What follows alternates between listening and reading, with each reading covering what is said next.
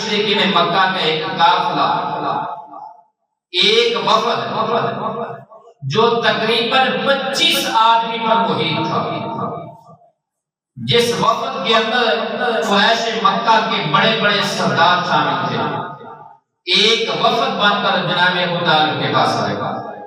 اور اس وقت جناب ابو طالب سخت بیماری میں مبتلا تھے، یعنی یوں کہہ دیں کہ زندگی کے آخری ایام بیت رہے تھے۔ اب ان کافر والوں اس وفد نے آ کر کہا کہ اے سردار ابو طالب، ہم آپ کے پاس آئے ہیں آپ کے بھتیجے کے حوالے سے، دیکھیں آپ زندگی موت کی کشمکش میں ہیں، ہم چاہتے ہیں کہ آپ اپنی زندگی میں کوئی فیصلہ کر جائیں، ہماری اور محمد صلی اللہ علیہ وسلم کے درمیان کوئی عہد و پیمان ہو جائے، اور آپ فیصلہ کر دیں کہ وہ اپنے دین پر رہیں، ہم اپنے دین پر رہیں، وہ ہمارے دین کو نہ چھیڑے، ہم ان کے دین کو نہیں چھیڑ رہے، اور وہ اپنے دین کو نہ چھوڑے، ہم اپنے دین کو نہیں چھوڑ رہے، تو لہذا کیوں نہ ہو کہ ہمارے اندر کوئی عہد و پیمان ہو جائے، کوئی حد بندی ہو جائے، آپ کے جانے کے بعد وہ برقرار رہے۔ جناب ابو طالب نے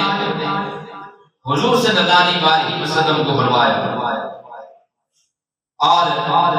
عرض کی بھتیجے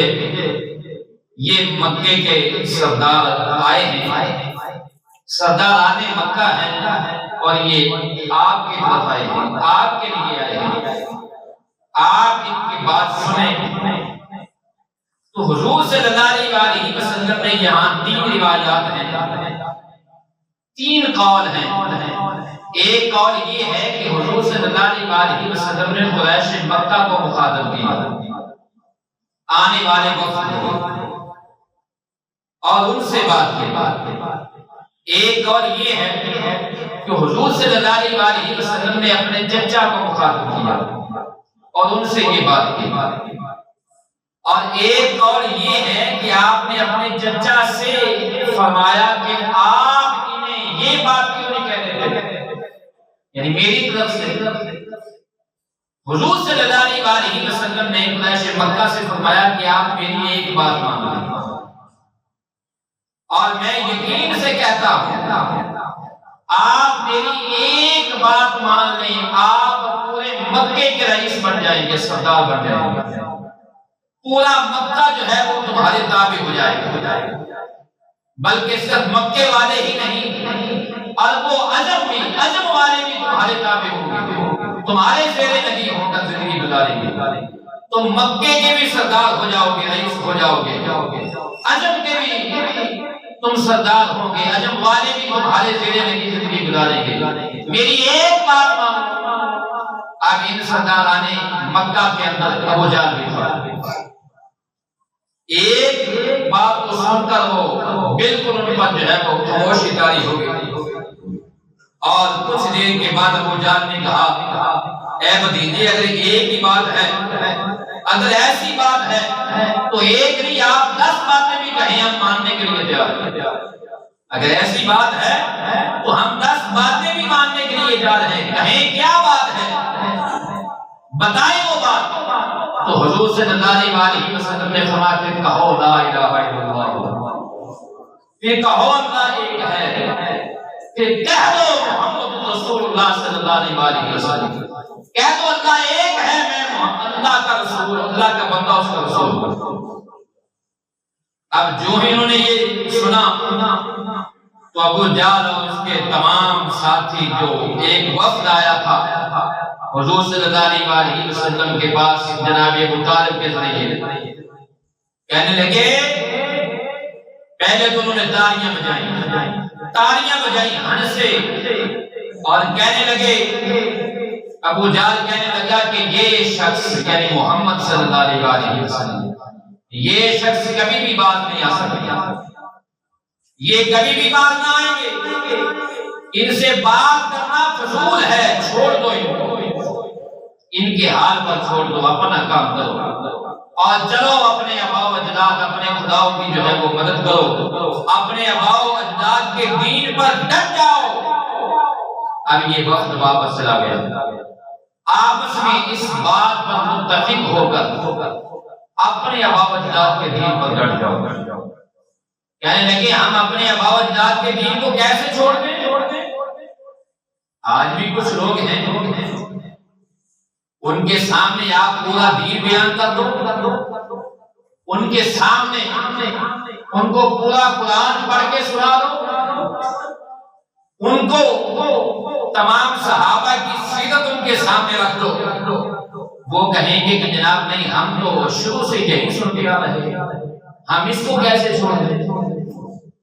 ہم نے اپنے بڑوں سے سنا ہے، ہمارے بڑے ایسے کہتے تھے۔ تو یہ بات قریش مکہ نے بھی کہی تھی حضور صلی اللہ علیہ وسلم سے، ہم اپنے آباء و اجداد کو کیسے چھوڑ دیں، آباء و اجداد کے دین کو کیسے چھوڑ دیں؟ لیکن یہ بات ذہن میں رکھنے، ابھی رات کی ایک بات ہو رہی تھی، اتفاق سے یاد آ کے درمیان میں اس کو میں ضروری سمجھتا ہوں۔ رات جب مغرب کے بعد ہم مزدور چھٹی کرنے لگے تو مستری صاحب اندر سے جھاڑو لگا رہے تھے۔ اب مزدوروں نے ان مزدوروں میں سے ایک نے کہا کہ مستری صاحب آپ کو پتا نہیں ہے مغرب کے بعد جھاڑو نہیں لگاتے؟ تو میں نے کہا جناب یہ بات غلط ہے، ہمارا دین ہی دو تھا۔ اس نے کہا جناب ہم تو شروع سے سنتے آ رہے ہیں، ہم تو شروع سے اپنے بڑوں سے سنتے آ رہے ہیں۔ تو میں نے کہا کہ بڑے آپ کے بڑے دلیل نہیں ہیں، میرے بڑے دلیل نہیں ہیں، دلیل حضور صلی اللہ علیہ وسلم کا دین ہے۔ اور پھر میں نے اس سے 2-3 باتیں کہی، میں نے کہا جو یہ کہتے ہیں کہ مغرب کے بعد جھاڑو نہیں لگانا، وہ یہ بھی کہتے ہیں کہ مغرب کے وقت پانی نہیں پینا۔ کہتے ہیں ٹھیک ہے۔ میں نے کہا وہ یہ بھی کہتے ہیں ایک رات کے وقت دعا نہیں مانگنی، کوئی فوت ہو جائے تو رات کو دعا نہیں مانگنی، کہتے ہیں۔ تو میں نے کہا مجھے بتائیں اسلام کے اندر تو یہ پابندیاں نہیں ہیں۔ جو لوگ غروب آفتاب کے وقت پانی پینے کو منع کرتے ہیں وہ مجوسی ہیں، کیونکہ وہ سورج کی پوجا کرتے ہیں، تو لہذا ان کی پوجا کے اندر خلل آتا ہے، وہ غروب آفتاب کے وقت پانی نہیں پیتے۔ جو مغرب کے بعد جھاڑو لگانے سے منع کرتے ہیں یہ ہندوؤں کا مذہب ہے، مسلمانوں کا نہیں۔ اور وہی انہی کے اندر ہمارے بڑے رہے، اکٹھے رہتے تھے یہ ہندوستان میں، اور کچھ باتیں انہی سے سنے سنائی آ رہی ہیں، اور دین نے اس آگ پر جو ہے وہ اس کا گلا کما کر دیا۔ جھاڑو آپ دن کو لگائیں یا رات کو لگائیں؟ میں نے کہا جو کہتے ہیں کہ رات کو جھاڑو نہیں لگانا، وہ یہ بھی کہتے ہیں رات کو جھاڑو لگانے سے روزی جو ہے وہ کم ہو جاتی ہے، غربت آتی ہے۔ کہتے ہیں کہ میں نے کہ آج تک یہ جتنے ہیں آرت والے ان کے جھاڑو لگتے ہی رات کو ہیں، کسی بھی آدمی کو آج تک آپ نے دیکھا ہے گھاٹا پڑا ہو، روزی کم ہو گئی ہو؟ تو ایسا نہیں ہے۔ دین کو سمجھے خدا، یہ نہ دیکھیں ہم شروع سے سنتے آ رہے ہیں، حق جب بھی آپ کے پاس سامنے آ جائے، حق جب بھی آ جائے، سیدنا صدیق اکبر کی طرح قبول کر رہے ہو۔